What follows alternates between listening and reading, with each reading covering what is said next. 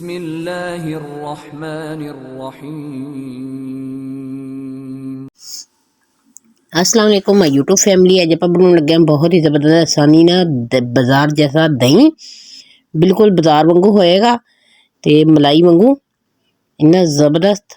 ते शुरू कर दिए बिस्मिल्लाहिर्रहमानिर्रहीम। जिहदे वास्ते मैनू चाहिए दुध 1 किलो, जिन्होंने मैं कर लिया नीम गर्म। ਉਹਦੇ ਵਿੱਚ मैं उंगली अपनी डुੱਬ के देखूँगी कि मैंने को 7 तक गिणिया जाए तो बिल्कुल ठीक है मेरा दुध। तो ये मैं पाऊँगी 2 चम्मच दही दे, ਜਿਹੜਾ मैं जाग रखा है, ਇਹਨੂੰ ਪੰਜਾਬੀ 'ਚ जाग ਕਹਿੰਦੇ ਆ, ਉੱਦਾਂ जम्मण भी ਕਹਿੰਦੇ ਆ। ਤੇ ਇਹਨੂੰ ਅੱਛੀ ਤਰੀਕੇ ਨਾਲ ਹਿਲਾ ਲੂੰਗੀ। ਇਹਨੂੰ ਹੁਣ ਮੈਂ ਢੱਕ ਕੇ ਜਿਹੜੀ ਆਪਣੀ ਹੁੰਦੀ ਆ ਕੱਪੜੇ ਧੋਣੇ ਵਾਲੀ ਮਸ਼ੀਨ, ਤੁਸੀਂ ਉਹ 'ਚ ਵੀ ਰੱਖ ਸਕਦੇ ਹੋ। ਮੈਂ ਤਾਂ ਕੱਪੜੇ ਧੋਣੇ ਵਾਲੀ ਮਸ਼ੀਨ 'ਚ ਰੱਖਣ ਲੱਗੀ ਹਾਂ। ਇਹ ਆਟੇ ਵਾਲੀ ਡਰਮੀ 'ਚ ਵੀ ਰੱਖਿਆ ਜਾ ਸਕਦਾ। ਇਹ ਤੇ मैं दे दूँगी तौलिया खेस ਦੇ ਵਿੱਚ ਇਹਨੂੰ ਲਪੇਟ ਕੇ ਰੱਖ ਕੇ। ਤੇ 2 ਘੰਟੇ ਬਾਅਦ ਆ देखो जी अपना दही हो गया तैयार बिल्कुल। तो ਇਹਦੀ कंडीशन चेक करो।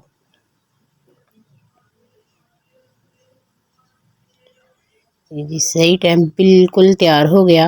आ देखो माशाल्लाह जी, बहुत जल्दी जम जाता। आ देखो बिल्कुल बाजार वर्गा, बहुत ही मिठा तो बहुत ज़बरदस्त दही जमाने का बहुत आसान तरीका। तो घर च बहुत जल्दी जम जाता। बाजारों बहुत महंगा मिलता, तो घर का दुध आता ही आ। रमज़ान च घट इस्तेमाल होंदा। तो मैनू दिओ रब रख।